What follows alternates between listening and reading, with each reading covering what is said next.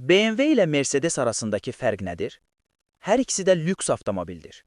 Hər ikisi də Almaniyada oxşar keyfiyyətdə istehsal olunur və hər ikisinin də dəyirmi loqoları var. Lakin satdıqları məhsullardan çox danışdıqları hekayələr vacibdir.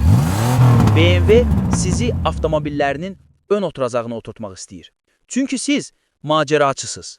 Mercedes isə sizi avtomobilin arxa oturacağına oturtmaq istəyir. Çünki siz bir patronsuz. Bu markaların marketinq sahəsində gördüyü hər şey onların strategiyasına əsaslanır. Premium markalar bu çərçivə üzərində qurulur. 1. İlk olaraq müəyyən bir kütləni cəlb etmək üçün yaxşı yerləşdirilmiş bir məhsul və strategiya ilə başlayırsınız. Bu, brend hekayənizə bağlanır və bənzərsiz bir şəxsiyyətlə emosional bağ qurur. Və markanızı formalaşdıran şey budur. Daha çox brendləşmə ipucu üçün izləmədə qalın.